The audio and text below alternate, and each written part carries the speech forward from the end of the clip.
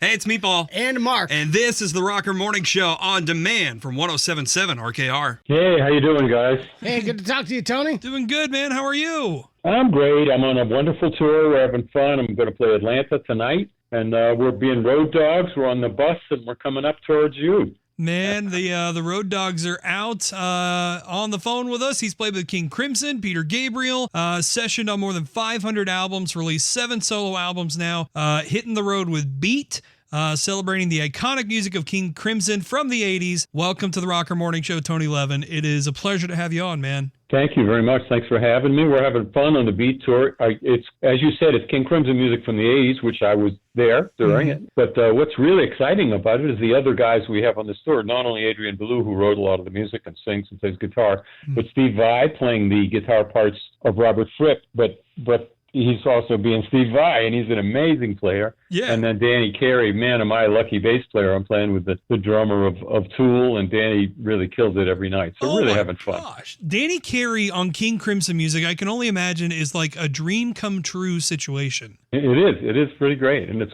utterly different every night.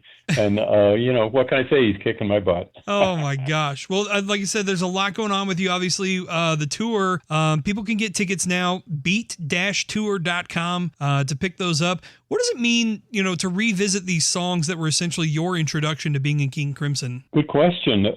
It's interesting and kind of challenging. I didn't want to play them the same as I played them in the 80s. And we did tour a lot in the 80s, so I was already changing them a bit. But the truth is, what's really exciting about the tour is that the music's great, but what's exciting is the players on it, is the ways that Steve Vai and Danny Carey have changed it and kind of retooled this music. So that's what gets me excited every night.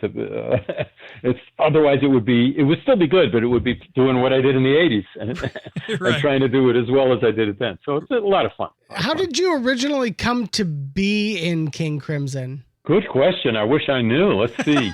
They asked me. Well, you know what? It reminded me, it was in 1981. I had played with Robert Fripp on Peter Gabriel's first album and tour, solo album and tour. And so I knew Robert. I had played on Robert's album, Exposure, and he called me not to be in King Crimson, but to rehearse and try out maybe a band with these guys, Adrian Belew and Bill Bruford, whom I didn't know. And what a day that was. I'm in a room with 3 guys who really each have when you think about it, it's an unusual player who not only is great, but each has his own sound and style on his instrument that's very distinctive. So I quickly said, whoa, I got to up my game to deserve to be in the room with these guys. And we actually started touring as, we called ourselves Discipline. And then after a few months, Robert said, I think this is a King Crimson. Let's rename it King Crimson. So I didn't join King Crimson. I joined the band that later became called King Crimson. And I think it was, the 3rd or 4th incarnation of King Crimson. Yeah, Gotcha. Yeah. Were you just mainly a session musician back then? Earlier, 10 years before that, yes. But by the time I recorded in 76, when I met Peter Gabriel and had the chance to tour with him, I became primarily a road player and mainly a rock player. Not that I didn't like studio playing, but it's more of a craft. I didn't love it. And really what I always loved to do is play music live, rock and jazz. And once I had after I met Peter, I think after 76, I had enough chances to play what I loved live that I intentionally cut back on the studio playing. That's once you get a taste of the road, man, performing live, like it's really hard to go back and do that studio stuff, huh? Absolutely. I love the studio, and I like studio work, and I've done it, since I was a kid. Yeah. But I went to music. I wanted to play good music on the bass, and that means playing for hopefully an audience that appreciates your music and is kind of into it with you. Because I've learned, one of the many things I've learned through the years on the road is that the product of the concert that some concerts we all love it, and you think, oh, this is the 4th best concert I've ever been to. It's the same for the band, and we play the same set pretty much every night. It could change a little bit, but it's the audience that changes it, and the venue and the mystery of whatever's going on. So bless the audience for being into it and helping us make it an extremely special night as opposed to just an average night. Yeah. What are some of your most memorable sessions or tours that you've done?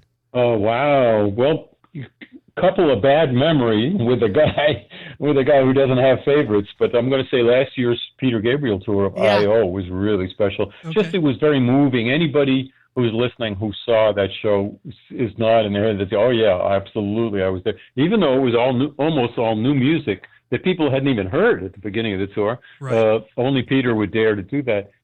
Somehow his voice and his persona is just more special through the years. So that was one of the most special tours, if not the most special that I've ever done. That's cool. Your time with King Crimson and Peter Gabriel obviously gave you the platform to create your own music. Now you have 7 studio albums, which includes your latest, Bring It Down to the Bass. It's been a minute since your last solo record. Was there a reason that there was a gap? I love that. It's been a minute. Can I quote you? It's been a minute. What? A decade or two. Yeah. I got this big problem that I keep going on the road and playing music that I love. It's a terrible problem. And when I'm home, like anyone else, any other musician, I write music and I record some ideas and hey, I'll finish this. And oops, there's another tour. Yeah. And I go off. That makes sense. About a year ago, I looked at what I had, and I had way more than I need for an album. And I thought, if I don't carve out a couple months to finish this, to get the right drummer on each track and the guitar player overdub and stuff, if I don't carve that time out, it's just going to never happen. And so I carved out this year, March and April, and as intended, I finished it. And then I thought, well, and I'll tour a little with it in September. And then I got the offer to do the Beat Tour for about a half a second. And I thought, you know what? I'm going to do the Beat Tour. And someday I'll tour with my own album, but not this year. And so I'm lucky to be doing what I love. I really had fun doing the bass album, bringing it down to the bass. And I brought in many of my favorite players. So it's kind of got a who's who of drummers and stuff like this. So, it was a little self-indulgent, but I think the music came out really good. And now that I'm on the road, being a road dog and doing a bus tour of 64 shows, I'm glad that I included the song called Road Dog. Road Dog. It's about being on the road. So lucky, because I might have not included that piece, and I didn't know at the time that I included it that I would indeed be doing this book. Well, we know you play, a number of different instruments, not just bass guitar, but several others, including a unique one that I wanted to ask you about because I'm a musician. I'm not a string player or anything, but the Chapman stick is something that you're kind of tied to. It's kind of like a bass and a guitar put together. How did you get involved with this unique instrument? You're exactly right. It is a bass. It's got bass strings. It's touch style guitar or hammer-on. Mm-hmm. Nowadays, quite a few guitar players, really all guitar players, learn to play a little bit that way. So way back in the 70s, Emmett Chapman invented an instrument that's designed to be played that way, not to be plucked with the other hand. Yeah. So you can play, if you want, you can play bass notes with one hand and guitar notes with the other. So it could be both. So I latched onto it in 76, pretty early. That's why I'm kind of known for it, or it's kind of associated with me. And I got to play it. I played it a little bit with Peter Gabriel live, but when I joined King Crimson in 81, it seemed the ideal way to break away from the same old string, same old tuning, blues lick that my fingers just want to do. Suddenly I got this instrument that's tuned backwards and in fifths instead of fourths, just to kick myself in the head and not let myself play the same old parts, which seemed utterly appropriate with King Crimson. And indeed, ironically, now I'm playing some of those same pieces on the road with the Chapman stick. So a very useful instrument for me. Frankly, what attracted me to it more than the tuning was that the sound is very interesting, a little different than the bass. It's got some of the qualities of a bass, but it's very percussive, as you can imagine, with the hammer on.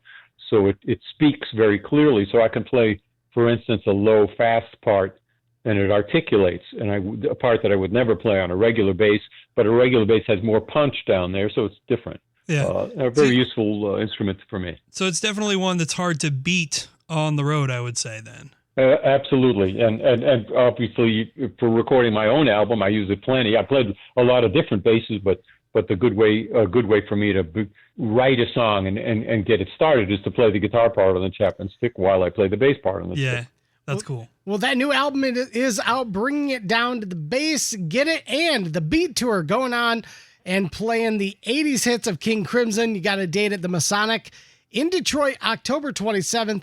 Tony Levin, it's been a pleasure. Thank you so much for your time today, man. Guys, thanks so much. I'm looking at my history, and I'm seeing I last played the Masonic Cathedral with Peter Gabriel in '78. Wow. So it's going to be good to finally get back there. So Thanks for having me on, guys. It's been a minute. It's been a minute. Yep. It's been